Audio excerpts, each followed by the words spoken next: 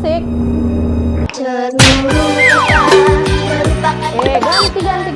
Ganti. Nah, pas. Pagi-pagi murai bakicau, pasim tak lalo bagai diimbau. Ambil aja kalaman surau, itu karajo gadih Minangkabau.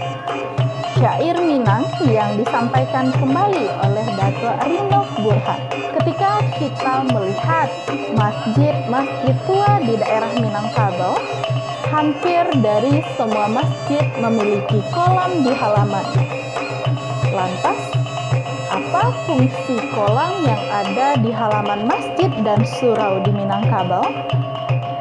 Seperti apa ceritanya? Duduk yang manis cerita, kita mulai.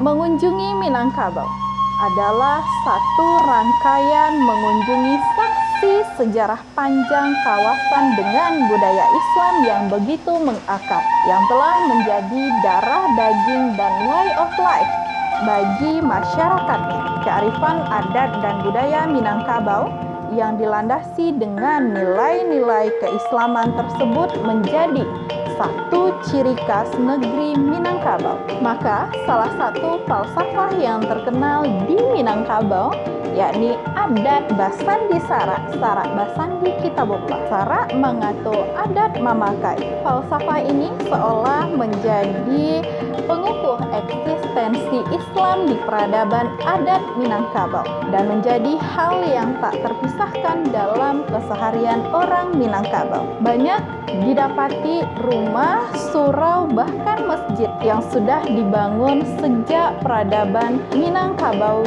ada di Sumatera Barat. Rumah-rumah tua tersebut dijaga dan tak berubah hingga masa kini. Dan tak ketinggalan masjid-masjid dan surau tua yang mampu mengarungi zaman, yang menjadi ciri khas yang sangat menarik di Minangkabau.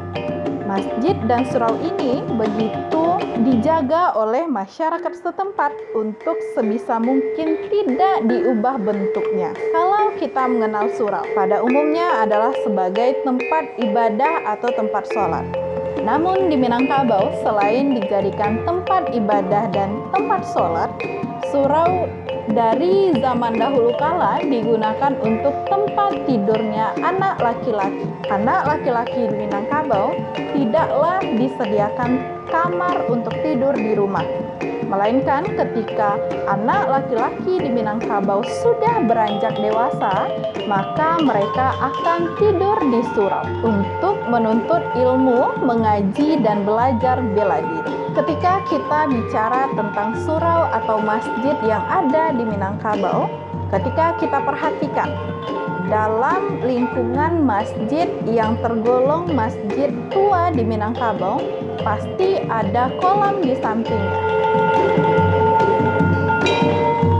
Hal ini sebenarnya pembangunan masjid dibarengi dengan pembangunan kolam yang ada di samping masjid. Contoh, ada satu masjid yang sangat terkenal di daerah Padang Panjang, yakni Masjid Asasi.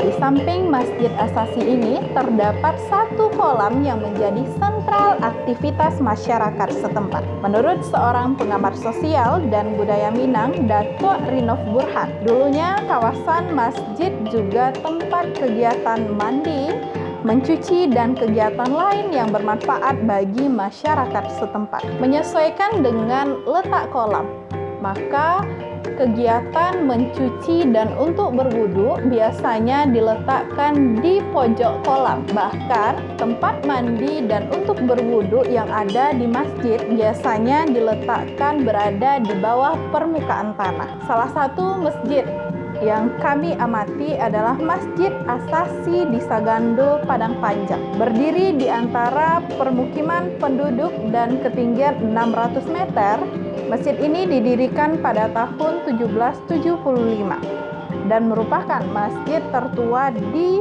Padang Panjang dan salah satu yang tertua dan masih aktif di Sumatera Barat. Masjid Asasi ini masih berdiri kokoh dengan konstruksi kayunya. Kolam pun terletak tak jauh dari masjid ini dan dibuatkan tempat wudhu yang terpisah dari bangunan masjid. Untuk mengambil wudhu, kita harus turun melalui tangga menuju bawah tanah dan air wudhu dialirkan ke bawah dari kolam yang ada di samping masjid. Hal ini yang menjadikan masjid dan surau di Minangkabau menjadi unik dan khas. Masyarakat setempat pun masih memanfaatkan kolam dan air tersebut untuk memenuhi kebutuhan sehari-hari. Inilah kekhasan dari suku Minangkabau. Surau dijadikan menjadi sentral aktivitas masyarakat Minangkabau. Bukan hanya sebagai tempat ibadah saja, tetapi surau juga dijadikan untuk tempat bersosialisasi secara horizontal antara anggota masyarakat. Tak hanya masjidnya, namun juga kolamnya.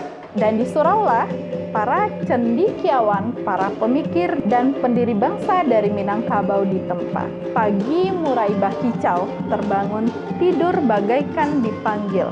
Ambil air ke halaman surau, itulah kerja gadis Minangkabau.